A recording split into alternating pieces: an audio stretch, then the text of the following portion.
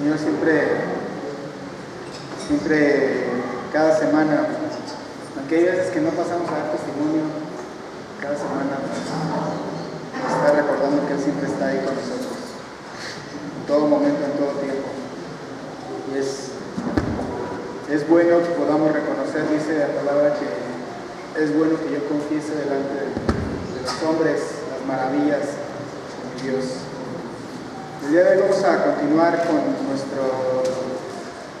con la serie de predicaciones que hemos estado viendo acerca. ¿No se escucha? Es que ustedes están aquí pegadas a la bocina. ¿Ahí se escucha más? ¿Se escucha más? ¿Sí? ¿Sí? Bueno.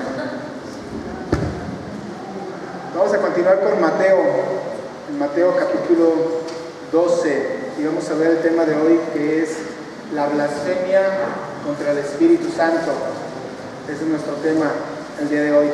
Mateo capítulo 12, vamos a leer los versículos 20 al 30.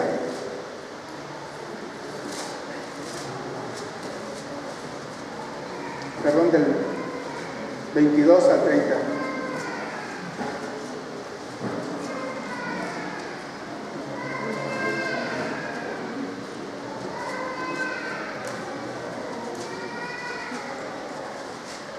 ¿Estamos ahí? Bueno, dice la palabra del Señor.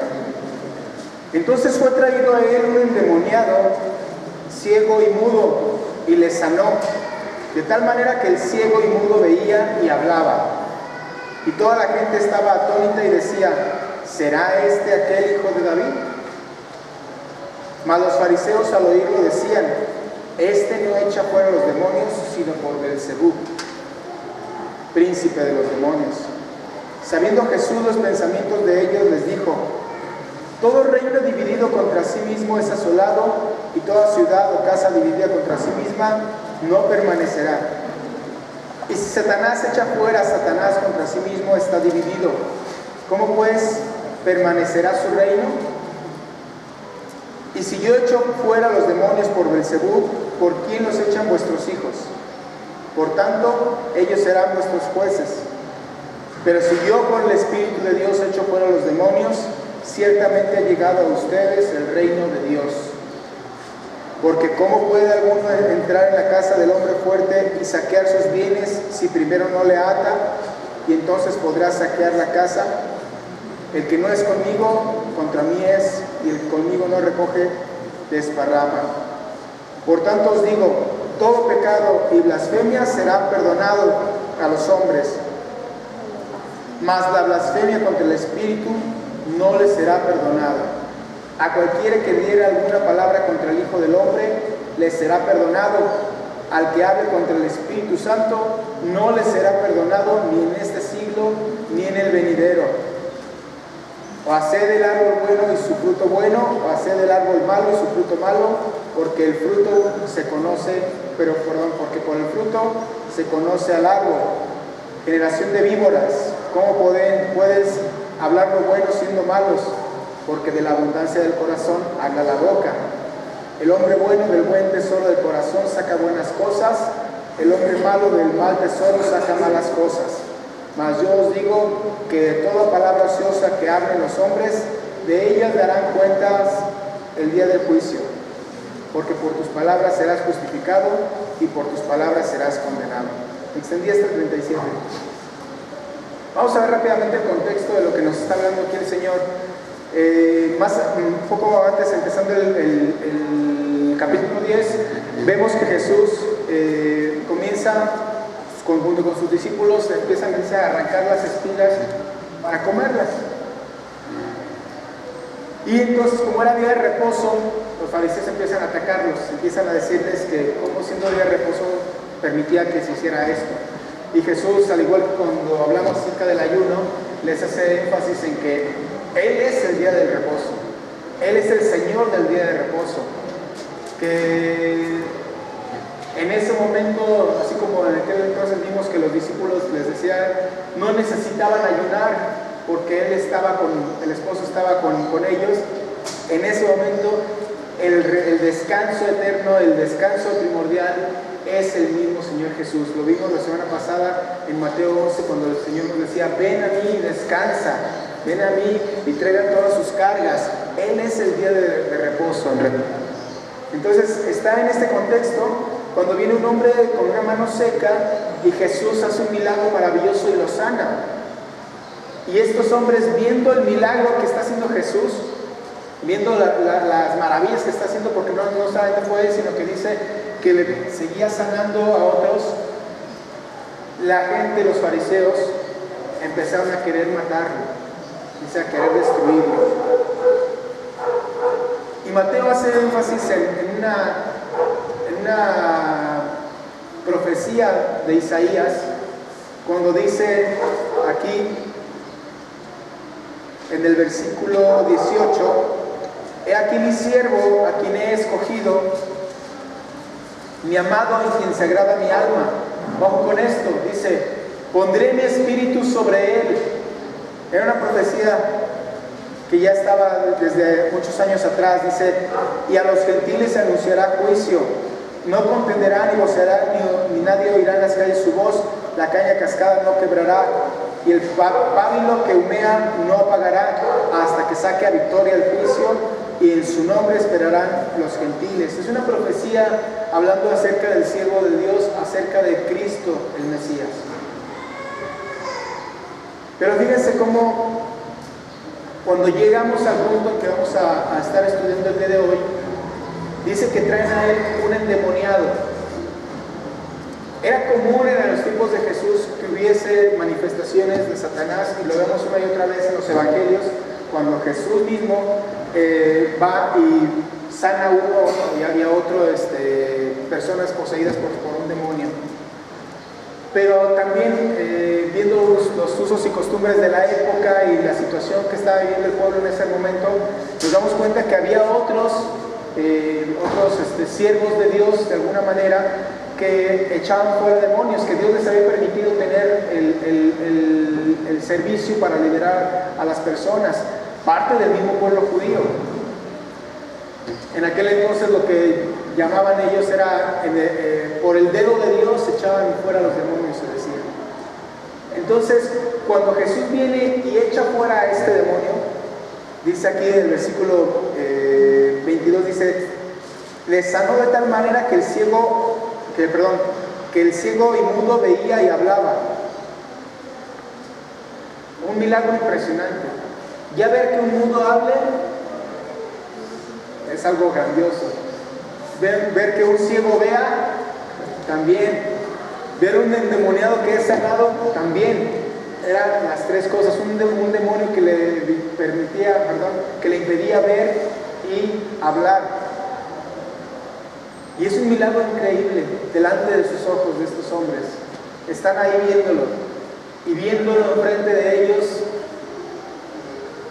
siendo testigo ellos de lo que está ahí haciendo Jesús, se atreven a dudar del poder que está en Jesús. El viernes ¿no se acuerdan de la película Dios no ha muerto, Dios no está muerto? Pero veía un video acerca de esa película donde solamente presentan el debate entre el muchacho y el profesor. Y el muchacho le da una explicación científica de la existencia de Dios al profesor. Evidencia tras evidencia. Evidencia tras evidencia. Lo que antes la ciencia se consideraba que estaba alejada de Dios, veíamos a la ciencia como en contra del cristianismo, porque era o eres científico o eres cristiano. O crees en lo que dice la ciencia o crees en lo que dice la palabra. Hoy poco a poco se ha ido quitando esa barrera, porque hoy entre más ciencia, más certeza de la palabra. La ciencia hoy en día confirma que la Biblia tiene razón. La ciencia de hoy en día nos permite entender que lo que está escrito en la palabra es verdad. La inteligencia humana se va expandiendo de manera increíble. Cada vez nos hacemos de mejores cosas que facilitan la vida en lo social, en lo económico, de muchas formas, ¿no? Cosas que nos van permitiendo adaptarnos al mundo de hoy. Pero pareciera que entre más inteligente es el ser humano, y a pesar de las evidencias que tenemos hoy en día de la existencia de Dios, el hombre cada vez se aleja más de Dios. El hombre cada vez le da la espalda a Dios, cada vez más le da la espalda a Dios. El ateísmo en el mundo cada vez va creciendo, cada vez más. Pero hoy en día vivimos o vemos a muchos ateos que son ateos no porque no crean en la existencia de un Dios. Saben de la existencia de un Dios, pero no quieren creer en ese Dios. Porque de existir ese Dios, sería un Dios que les juzgaría, y no por cuán inteligentes son, no por cuánto conocimiento tienen, les juzgaría por su moralidad. Les juzgaría y saldría a relucir lo que ellos verdaderamente son: pecadores, perversos. Entonces, por eso es que no quieren creer en realidad en un Dios. Acompáñenme rápidamente a Romanos 1.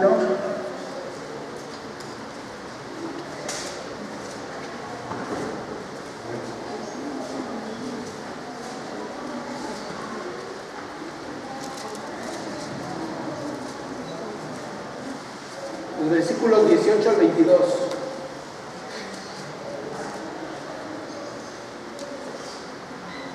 Romanos 1, 18 al 22. Dice: porque la ira de Dios se revela desde el cielo contra toda impiedad e injusticia de los hombres, que detienen con injusticia la verdad. Porque lo que de Dios se conoce les es manifiesto, pues Dios se lo manifestó. Porque las cosas invisibles de Él, su eterno poder y deidad, ¿qué se hacen? Claramente visibles desde la creación del mundo, siendo entendidas por medio de las cosas hechas, de modo que no tienen excusa. La obra de Dios en general, las maravillas que Dios ha creado, nos hablan de un diseño perfecto y de un diseñador, de alguien que pensó en crear todas las cosas de manera perfecta. Si tú te pones a analizar la función de cada uno de los órganos de tu cuerpo, son máquinas perfectas para el funcionamiento que fueron creadas. Tu cuerpo en general, cada ser viviente, cada elemento de la naturaleza tiene un propósito. Y todas ellas nos hablan de que esto no pudo haber sido obra de la casualidad, por un accidente. Entonces dice la palabra, ahí están las evidencias, ahí está la evidencia. No quieres creer, no es por falta de evidencia, porque ahí está. Esto es el inicio de todo. Dice, profesando ser sabios, se hicieron necios, el versículo 22. Diciendo, yo sé demasiado, haces a un lado a Dios y te haces un necio. No importa que vaya en contra de toda evidencia palpable de la existencia de Dios.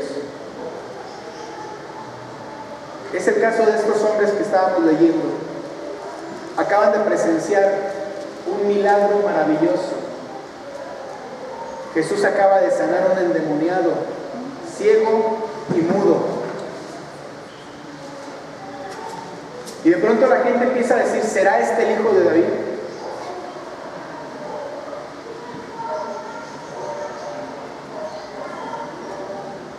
Cuando los fariseos empiezan a escuchar esa pregunta que se hacía el pueblo, la gente que estaba ahí, ¿Será este el hijo de David?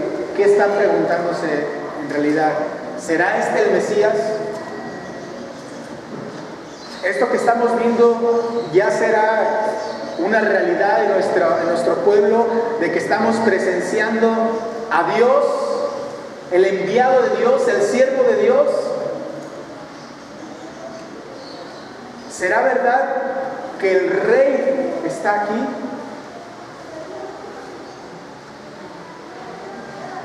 El hijo de David. ¿Y qué es lo que pasa con los fariseos cuando escuchan esto? Versículo 24. Ahí estamos en Mateo, regresamos a Mateo. Mateo 12. Dice el versículo 24: mas los fariseos al oírlo decían: este no echa fuera a los demonios, sino por Belzebú, príncipe de los demonios. Fíjate nada más. Comenzaron a expresarse de esa manera. Respectivamente hablando de Jesús, no está echando los demonios por obra de Dios, sino por obra de Satanás, por obra de Belzebú. La palabra blasfemia viene de dos vocablos: blapto, que es injuria, y feme, que es hablar. Esto es injuriar, vituperar, calumniar, difamar a alguien. Esa es una blasfemia. Y los fariseos aquí están diciendo que la obra que estaba haciendo Jesús por el Espíritu Santo, ¿a quién se la estaban atribuyendo? A Satanás. Estaban diciendo: tú no tienes Espíritu de Dios, sino que esa obra que tú estás haciendo es de Satanás, es del maligno. Aunque ellos estaban conscientes de que no era así. El pecado de los fariseos no era la ignorancia, porque ellos conocían la Escritura, conocían las profecías. Ellos sabían qué era lo que estaban observando, sino que era un rechazo premeditado en contra de lo que Dios mismo estaba manifestando delante de ellos. No podían negar el milagro. Si no hubieran estado ahí, hubieran dicho: no, eso fue mentira. No podían negar el milagro. Ahí estaba ya hecho. Entonces tenían que recurrir a la herramienta más usada por el maligno, por el enemigo, cotidianamente, que es la mentira. La mentira que te lleva a engañar y utilizar esa aseveración: no lo hace sino por Belzebú. Cristo entonces les responde. Primero les hace ver qué absurda es esa aseveración que ellos están diciendo. ¿Por qué Satanás tendría que ir en contra de Satanás? Si un reino, dice, si alguien va en contra de sí mismo, ese reino no va a prevalecer. Es absurdo que me digas que yo por Satanás saco a Satanás. Satanás no va a ir en contra de sí mismo. Por eso vemos tanto daño también en la gente cuando te sientes abrumado, cansado, fatigado, agobiado por muchas cosas y te recomiendan: no, pues vamos a ver al chamán, vamos a la lectura de las cartas, vamos a la lectura del café, a leer los horóscopos. Satanás no va a ir en contra de sí mismo. Él no va a hacer algo que demerite su causa. Entonces Jesús les hace énfasis, dice: una casa dividida contra sí misma no va a prevalecer. Y les dice: si ustedes dicen que yo lo hago por Belzebú, y hago exactamente lo mismo que otros han hecho, que han dicho o reconocido que vienen de Dios, ¿por quién lo hacen vuestros hijos?, les preguntan.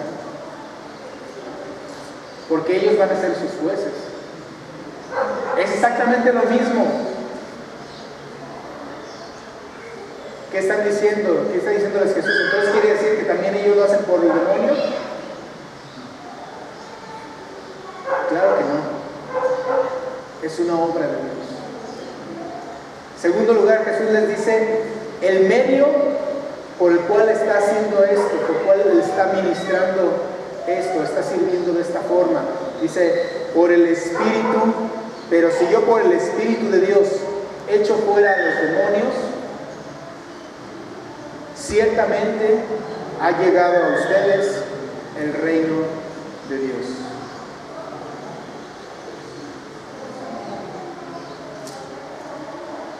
Si yo echo fuera a los demonios por el Espíritu Santo, entonces, ¿qué les está diciendo Jesús?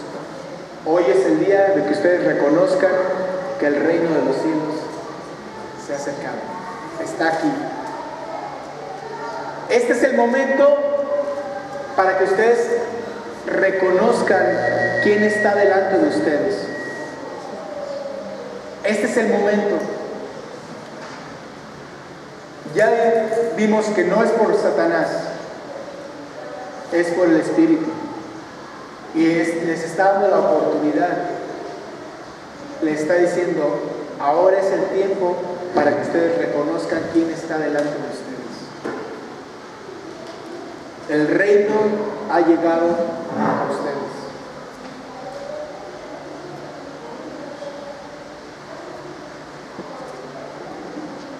En tercer lugar,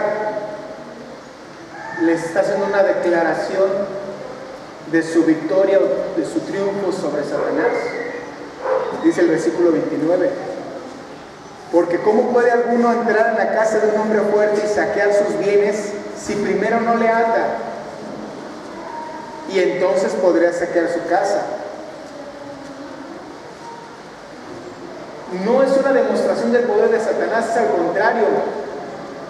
Jesús, al demostrarles la autoridad sobre el demonio que estaba en ese hombre, les está demostrando que Él vino a deshacer las obras del maligno, que Él vino a derrotar la obra del maligno, que Él tiene más autoridad y más poder. No se trataba de la manifestación del poder de Satanás, sino de una proclamación de la derrota de Satanás.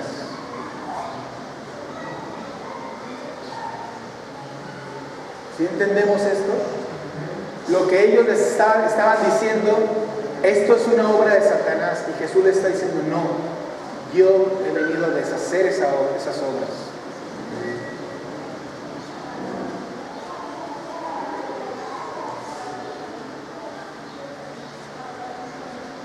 Por eso es tan importante esto que Jesús les está hablando. Porque lo que ellos dijeron no era una cosa simple.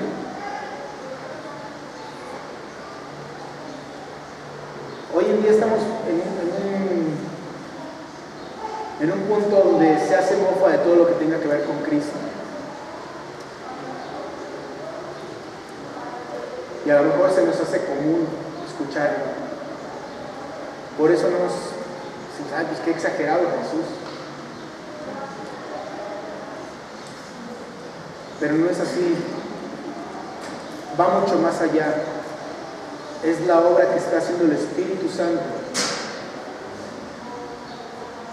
Lo que Dios les estaba manifestando a estos hombres, lo que Dios estaba proclamando con el hecho de haber sanado a ese hombre, a ese endemoniado, la proclamación que estaba haciendo Jesús en ese instante, y que a pesar de todo eso, esos hombres rechazaran, y no solamente rechazaran, sino que le atribuyeran la obra a Satanás mismo.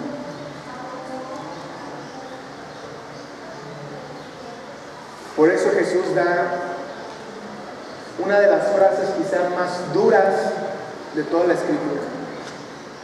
¿Por qué digo esto? Porque estamos acostumbrados a escuchar de un Dios que perdona,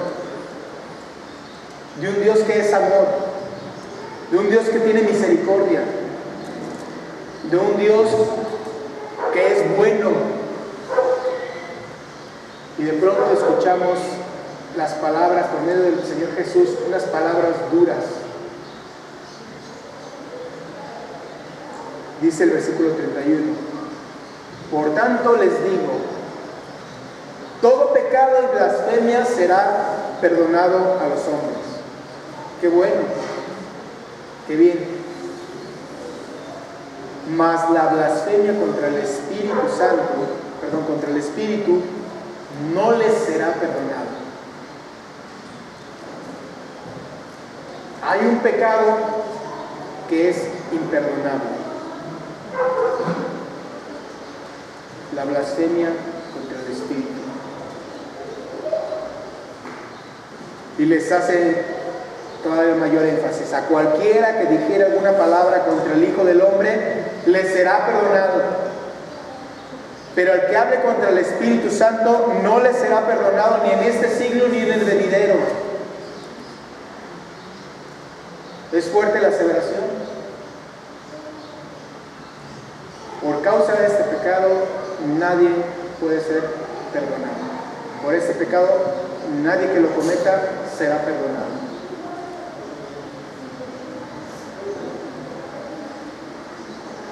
¿Por qué es imperdonable?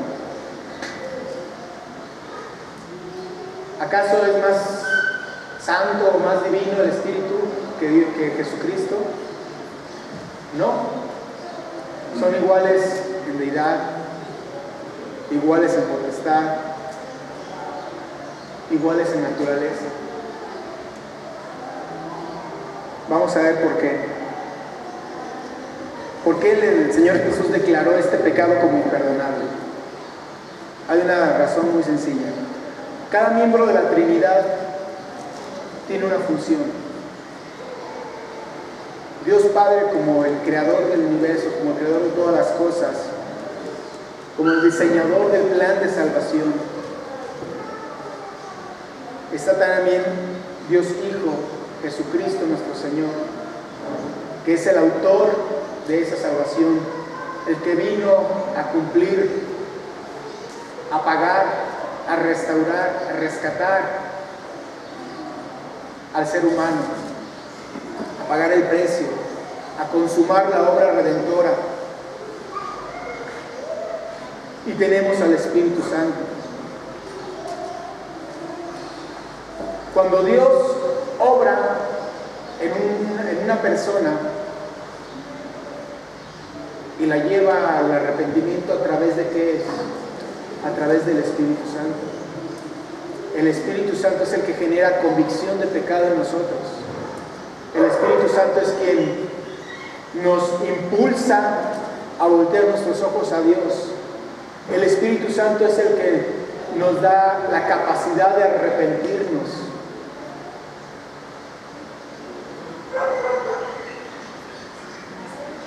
Vamos rápidamente a Juan, capítulo 16.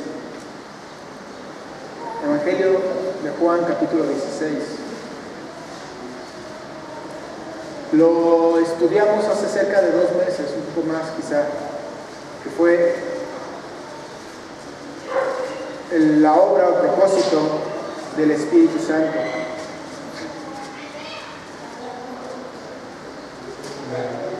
Dice el versículo 8: y cuando Él venga, hablando del Espíritu Santo, dice el Señor Jesús, convencerá al mundo de pecado, de justicia y de juicio.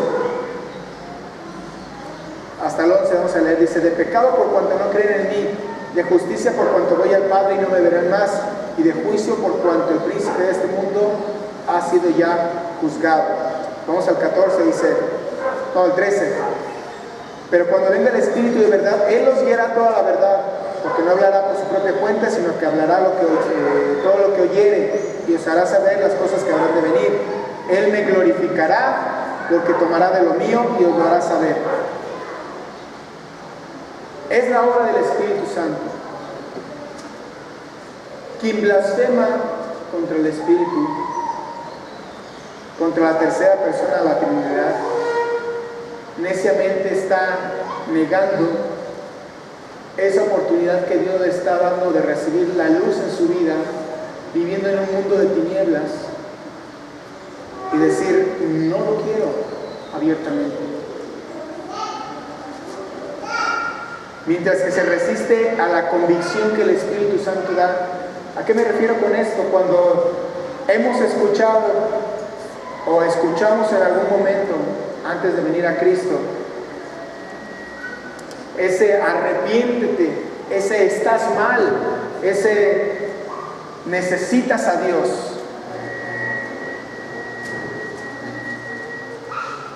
cuando escuchamos esto en nosotros, cuando hubo esa convicción de una necesidad profunda de Dios, y esa necesidad nos llevó al arrepentimiento, de decir, Señor, perdóname.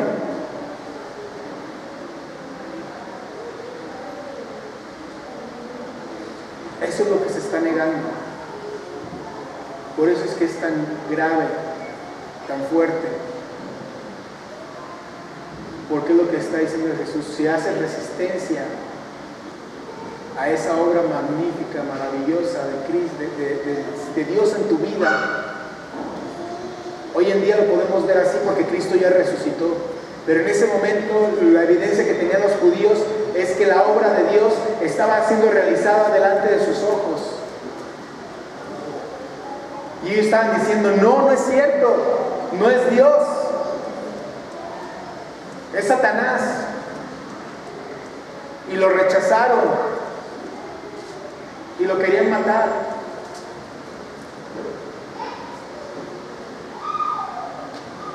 Lo que Dios está haciendo en tu vida, en las vidas de aquellos que no creen, en ese momento y dices no, y le das la espalda a Dios.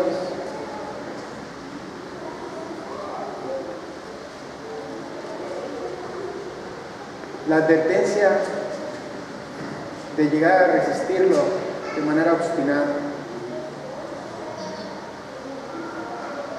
Dice ahí el texto que leíamos hace un rato en Romanos, dice, porque las cosas invisibles de Él, su eterno poder y deidad, se hacen visibles, no dice se hacen visibles, se dice se hacen claramente visibles.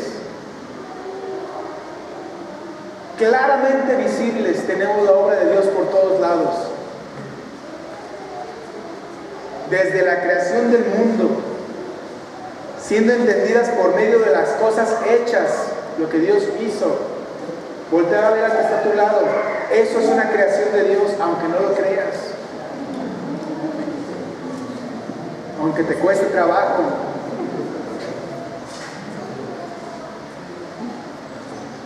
Aunque se parezca más a otro que a Jesús. Pero es una obra de Dios. Somos creación de Dios.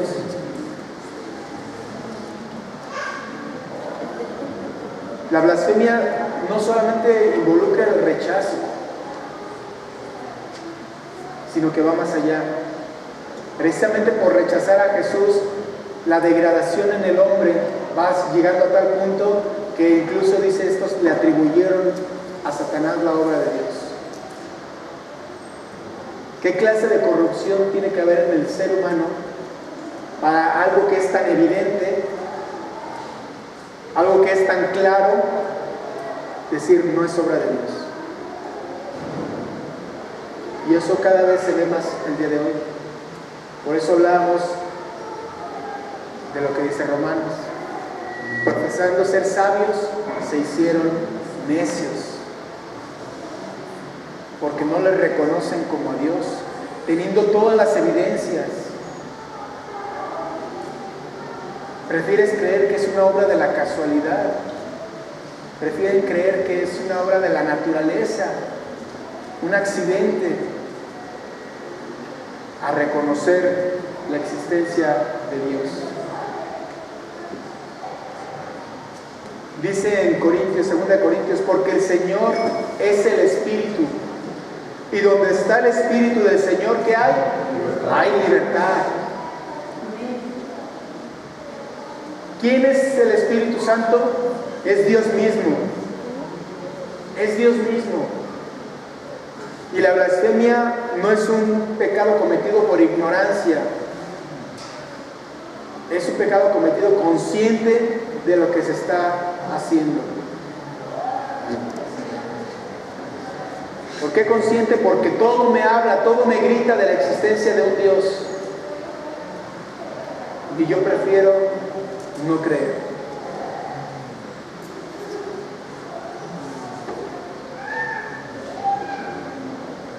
Quien comete este pecado se deja llevar conscientemente, deliberadamente, a un estado de depravación espiritual.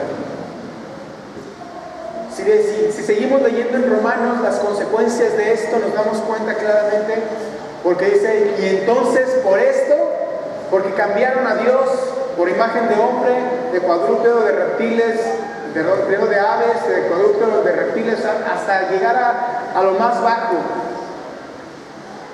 Prefirieron creer en la existencia de seres, a ser dioses, a becerros, a imágenes de talla. Prefirieron creer cualquier otra cosa que creer en la existencia de un Dios. Entonces por eso Dios los entrega a pasiones, los entrega a juicios,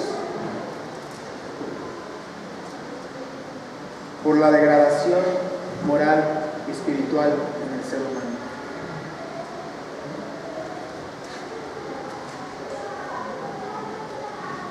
Es ir en contra del Evangelio, del reino de Dios abiertamente. Su corazón está tan endurecido que se resiste a la luz que da el Espíritu. Esa luz que nos habla en Juan 3, cuando dice: esta es la condenación, que la luz vino al mundo y no quisieron la luz, la rechazaron, prefirieron las tinieblas. Prefirieron las tinieblas. Nadie va a poder decirle a Dios: es que yo no sabía que existías, porque todo nos habla de la existencia de un Dios. La misma inteligencia que lleva al hombre a hacerlo tan soberbio, tan orgulloso, nos habla de la capacidad de un Dios que nos ha creado con esa inteligencia, que nos ha dotado de esa inteligencia para seguir creando cosas a través de los elementos que Él nos ha dado. Un Dios perfecto. El cerebro es una máquina maravillosa.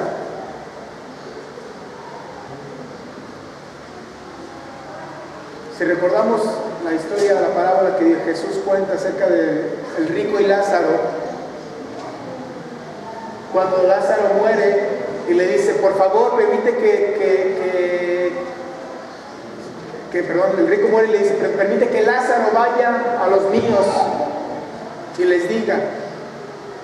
No, dice: a los profetas tienen, a Moisés tienen, que los escuchen. No, pero es que si se levanta de los muertos, van a creer. ¿Y qué dice el Señor? Ni aunque se levante de los muertos va a creer. Hoy en día seguimos viendo maravillas de parte de Dios.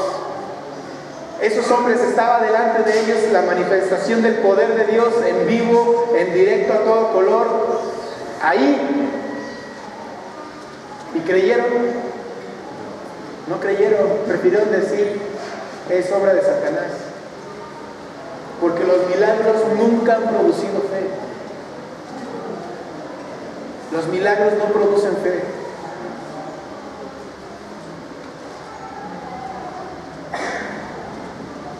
Es engañarnos, decir: es que manifiesta tu poder para que yo crea. No, aunque manifestara su poder, no creerías. Le dice a alguien que tiene a una persona enferma: oye, ¿te gustaría que oráramos por él para que Dios lo sane? Sí.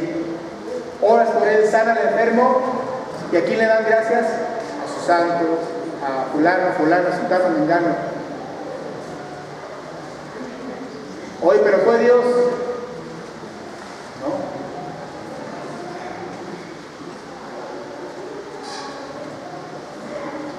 porque la carne, la humanidad del ser humano, el pecado de nosotros nos lleva a no reconocer la obra de Dios. No quiere que reconozcamos la obra de Dios.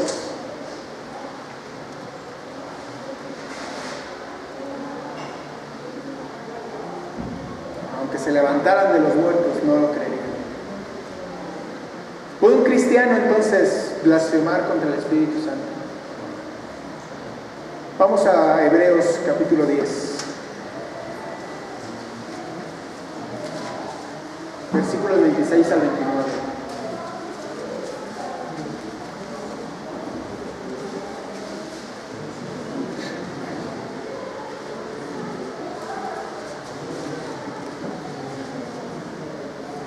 Dice el versículo 26 en Hebreos 10: porque si pecaremos voluntariamente, después de haber recibido el conocimiento de la verdad, ya no queda más sacrificio por los pecados, sino una horrenda expectación de juicio y de hervor de fuego que ha de devorar a los adversarios. El que viola la ley de Moisés por testimonio de 2 o 3 testigos muere irremisiblemente. ¿Cuánto mayor castigo piensas que merecerá el que pisoteare al Hijo de Dios y tuviere por inmunda la sangre del pacto en la cual fue santificado e hiciera afrenta al Espíritu de gracia?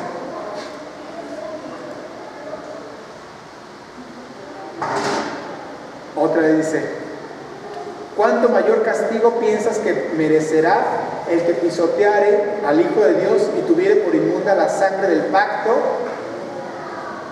en la cual fue santificado e hiciere afrenta al Espíritu Santo?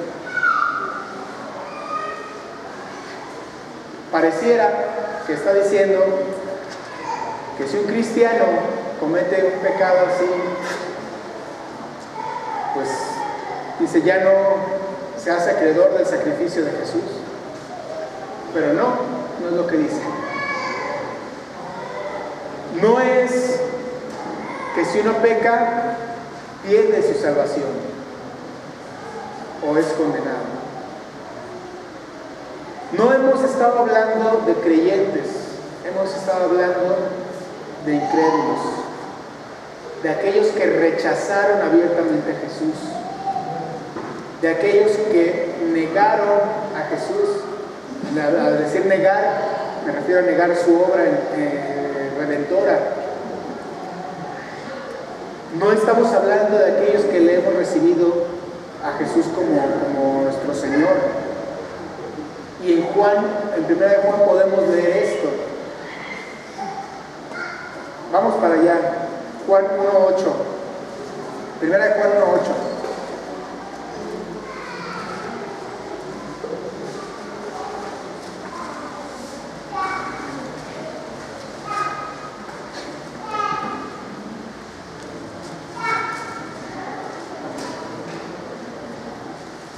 Vamos a leer del 1:8 al 2:2. Dice: si decimos que no tenemos pecado, nos engañamos a nosotros mismos. Y la verdad no está en nosotros. Si confesamos nuestros pecados, Él es fiel y justo para perdonar nuestros pecados y limpiarnos de toda maldad. Si decimos que no hemos pecado, le hacemos a Él mentiroso, y su palabra no está en nosotros. Hijitos míos, estas cosas les escribo para que no pequen. Y si alguno hubiere pecado, abogado tenemos para con el Padre, a Jesucristo el justo. Y Él es la propiciación por nuestros pecados, y no solamente por los nuestros, sino también por los de todo el mundo. Es un hecho, una evidencia, que el cristiano, porque esta carta va dirigida a personas que le entregaron su vida a Cristo, a cristianos, a una iglesia, dice, es normal que el cristiano caiga en pecado. No es un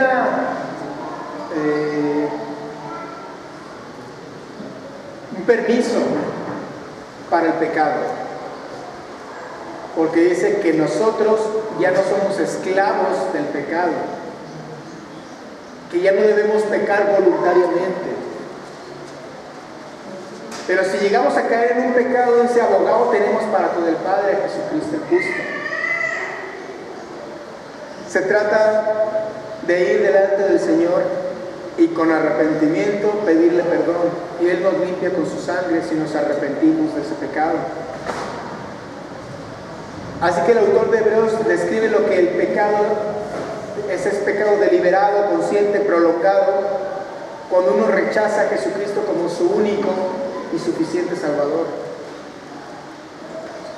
Porque ahí está hablando el autor de Hebreos de aquellos que alguna vez escucharon de Jesús. Dice, y disfrutaron. Pudieron haber ido a una iglesia y disfrutar de la paz que se da, que se siente en esa iglesia. Pudieron haber disfrutado de las bendiciones, pero nunca se arrepintieron. Pero nunca le entregaron su vida a Cristo. Nunca le confesaron como su Señor. O si lo hicieron pues solamente de labios, no de corazón. De eso se está hablando Hebreos.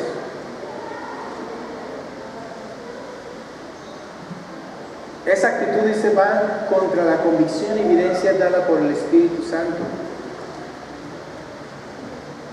Por eso la Biblia nos dice aquí, permite a personas, la Biblia nos permite ver el caso, por ejemplo, de Pedro. Pedro, cuando es arrestado Jesús, ¿qué hizo Pedro?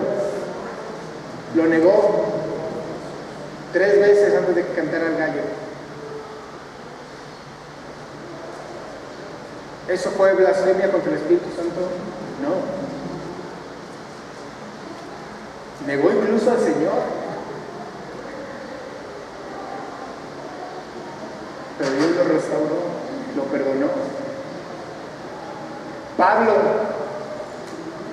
¿qué dijo Ananías cuando el Señor le dice, ve a donde está Pablo y lo vas a sanar? No, ¿qué pasó, Señor? Yo sé quién es Pablo. Ese es el que mata, ese es el que manda a la cárcel para que sean muertos tus hijos, tus siervos. Y tú me mandas con él. El testimonio que tenía Pablito de los cristianos, uno podría pensar, es imperdonable. No tiene perdón de Dios. ¿Y qué pasó? Pues nada más nos ha ido instruyendo Dios acerca de tanta y tanta palabra que le dio a ese hombre cuando se arrepintió. Hubo un hombre que se le conoció como el Chacal en México. Según su testimonio, él relata que violó a más de 1000 personas. ¿En qué reclusorio está? En el reclusorio sur está. Más de 1000 personas, entre niños, hombres y mujeres. No lo arrestaron, él fue y se entregó, porque ya no podía más consigo mismo. Y uno podría pensar, no tiene perdón de Dios. Y Dios lo perdonó, y lo salvó, y lo limpió, e hizo de él un pastor en el reclusorio.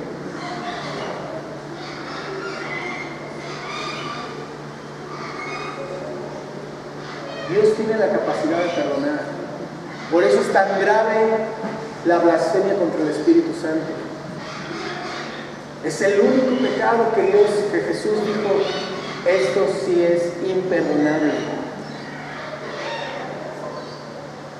Cuando puedes ver la obra manifestada delante de tus ojos y dices, no, esa obra incluso se la atribuyes a Satanás.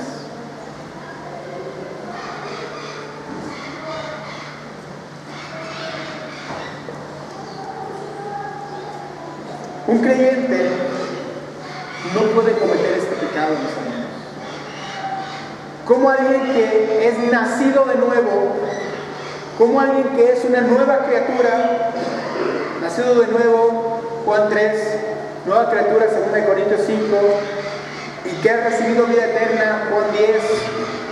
¿Cómo puede una persona en esta posición negar la obra de Dios en su vida? ¿Puede? No. ¿Cómo puede una persona en esta posición decir que esa obra es de Satanás? ¿Puede? No. Un hijo de Dios no puede cometer el pecado imperdonable. Un hijo de Dios no puede blasfemar contra el Espíritu Santo. Un verdadero hijo de Dios no puede blasfemar contra el Espíritu Santo. Por tanto, si un hijo de Dios no puede cometer el pecado imperdonable y todos los pecados le son perdonados, ¿puede un cristiano perder su salvación? No. Porque Cristo murió por tus pecados en el momento que en el momento que le recibiste, te perdonó todos los pecados anteriores y los posteriores también. Pero necesitamos arrepentirnos, dice el Señor, día con día de la sociedad, limpiar nuestros pies todos los días, ir delante de Dios. Es lo que necesitamos solamente.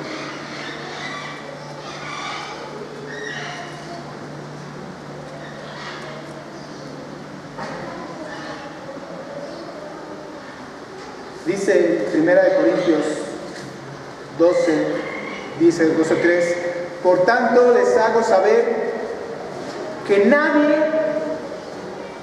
que hable por el Espíritu de Dios llama anatema a Jesús. ¿Quién es nadie? Nadie que hable por el Espíritu de Dios puede llamar anatema, esto es maldito, a Jesús. Nadie. Y nadie puede llamar a Jesús Señor sino por el Espíritu Santo. Y no se refiere a decir Jesús Señor, Jesús es Señor, no. Se refiere al reconocimiento en tu interior de decir Jesús es mi Señor, sino por el Espíritu Santo. Un creyente no puede blasfemar. Jesús mismo lo dijo, mis ovejas oyen mi voz, me siguen y yo les doy vida eterna. Y si es eterna, no se acaba a los 10 minutos. Si es eterna, no se acaba 20 horas después. Si es eterna, no se acaba un año después. Porque es vida eterna. Entonces Jesús sería mentiroso si una de sus ovejas se perdiera. De aquellos a los que Él les ha dado vida, Jesús habría mentido y no sería Dios, y entonces vámonos de aquí, ¿qué estamos haciendo aquí? Estaríamos perdiendo el tiempo porque Jesús mintió si uno de sus hijos se perdiera. Ninguno que haya recibido el Espíritu de Dios puede blasfemar contra el Espíritu Santo.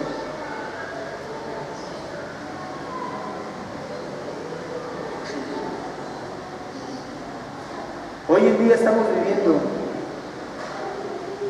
tiempos donde Satanás, que conoce al hombre de toda la vida, porque ha obrado, lleva más de 2000 años obrando y conociendo al hombre, sabe de qué manera llegarle. Y en aquel entonces la blasfemia que se presentó ahí fue declarar una obra del Espíritu Santo, una obra de Dios, como obra de Satanás. ¿Y qué ha hecho el enemigo para que no se vea así no sea tan evidente, mejor dicho, ese pecado?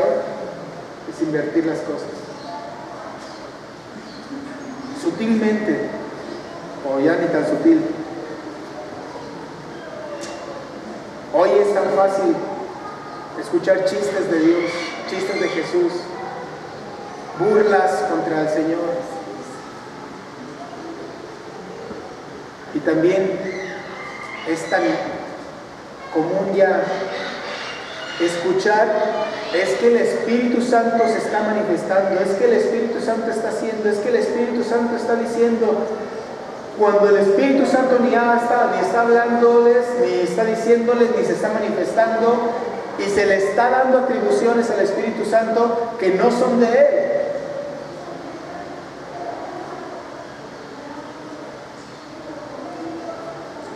en una era donde ya hay quienes se han autodenominado nuevos apóstoles, nuevos profetas, una era neoapostólica, neoprofética, y donde todos hablan de que el Espíritu Santo dice, y que esto es obra del Espíritu Santo, y que los chicles ungidos, y que el agua ungida, y que el trapito ungido, y todo es ungido por el Espíritu Santo, y es una tontería. Y entonces ya, ahora no le damos la atribución a Satanás de la obra del Espíritu Santo, ahora le decimos al Espíritu Santo que está haciendo la obra del enemigo, engañando al pueblo. Se escucha ridículo eso de los chicles ungidos, pero allá está, es en serio. Ahí está un pastor repartiendo chicles ungidos a sus discípulos, a sus seguidores.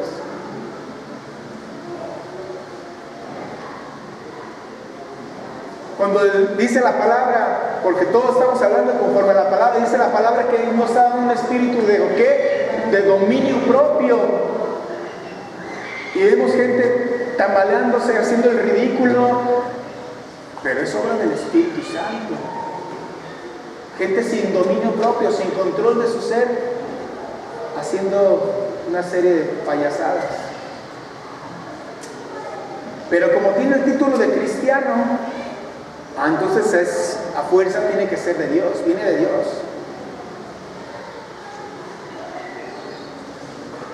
No los ponemos a discernir si es verdaderamente obra de Dios. Porque si es obra del Espíritu Santo, ¿qué es lo que vimos que hace el Espíritu Santo? Su obra, Él glorifica a Jesucristo. Él habla lo que Jesucristo habló. Él enseña lo que Jesucristo enseñó.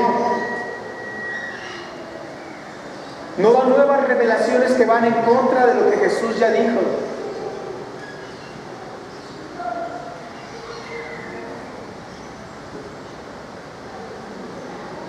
Y con el afán de Satanás de hacer a un lado al Hijo, a Jesucristo, al autor, al consumador de nuestra salvación, ha inmiscuido enseñanzas, doctrinas de demonios, para engañar al pueblo, a un pueblo que ignorante, por no leer, por no escudriñar las Escrituras, ahí vamos detrás de aquellos que dicen que tienen la unción. Si quieres descubrir nuestra unción, busca dentro de ti. Porque si tú has recibido el Espíritu Santo, la unción está en ti. ¿Qué es un cristiano? Cristos, anos, pequeños ungidos. Aquellos que manifestaban las mismas acciones, obras, hechos que su Señor. Si tú verdaderamente eres seguidor, discípulo de Jesús, tú tienes el Espíritu Santo, tú eres un ungido de Dios.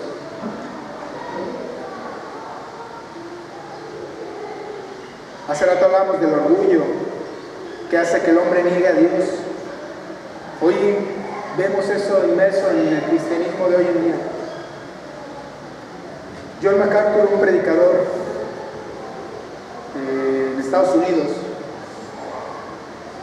dice: donde existe la obra del Espíritu Santo, existe la exaltación de Jesucristo. Así de sencillo. ¿Quieres saber si una obra es del Espíritu Santo? Fíjate si exaltan a Jesucristo. ¿Quieres saber si es obra del Espíritu? Ve si se glorifica a Jesucristo. ¿Quieres saber si es obra del Espíritu? Ve si se enseñan las palabras de Jesús. Es una forma sencilla de saber, de discernir si una obra es del Espíritu Santo.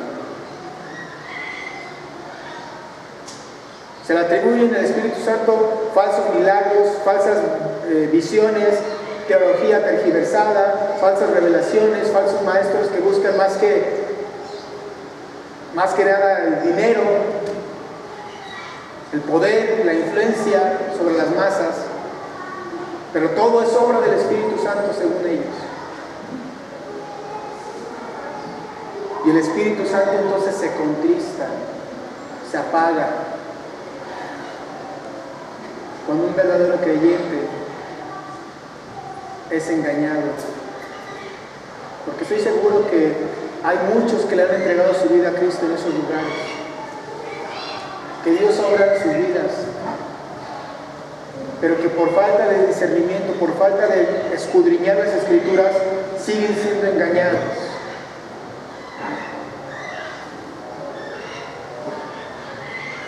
El problema del ser humano no es reconocer el poder. El problema del ser humano para reconocer el poder y la obra del Señor no es la falta de evidencias. Evidencias sobran. Todo nos grita cuán grande es Él, lo cantamos, ¿no? Al recorrer los montes y los valles y ver las bellas flores al pasar, al escuchar el canto de las aves y el murmurar del claro manantial, cuando veo toda tu obra, todas tus maravillas, dice David, me pregunto, ¿qué es el hombre para que tengas de él memoria? Cuando veo los cielos, la luna, las estrellas, todo me habla de que tú existes, Señor.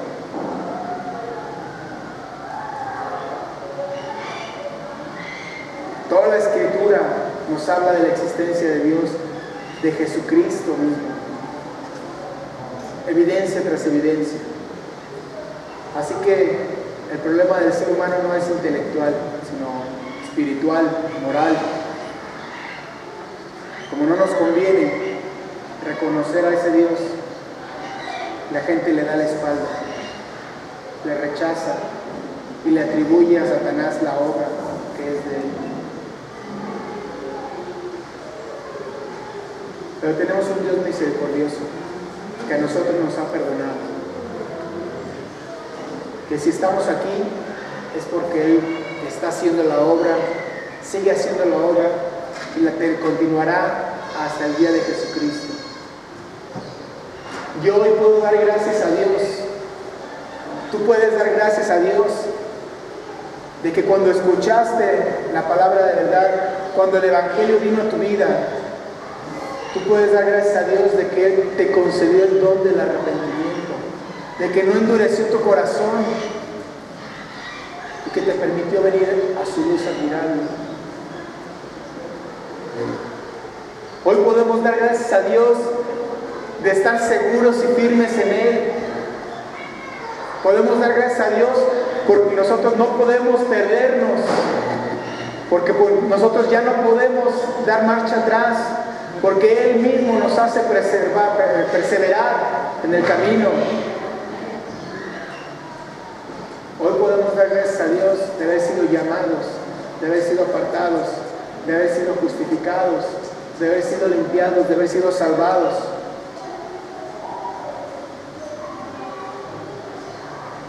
De que por su gracia nos ha rescatado.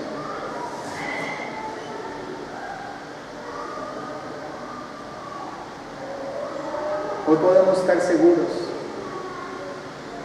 porque dice su palabra que nadie puede llamar a Jesucristo Señor si no es por el Espíritu de Dios.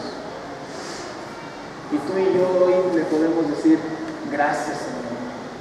Gracias, porque tú eres mi seguridad, porque tú eres mi salvación, porque tú eres mi redentor. Gracias, Señor, porque me has rescatado, porque me has traído de muerte a vida, de tinieblas a tu luz admirable. Gracias, porque dice la palabra de Dios en Romanos que nada nos puede separar del amor de Dios que es en Cristo Jesús. Que Dios los bendiga y vivamos firmes y seguros de que el Señor nos tiene en sus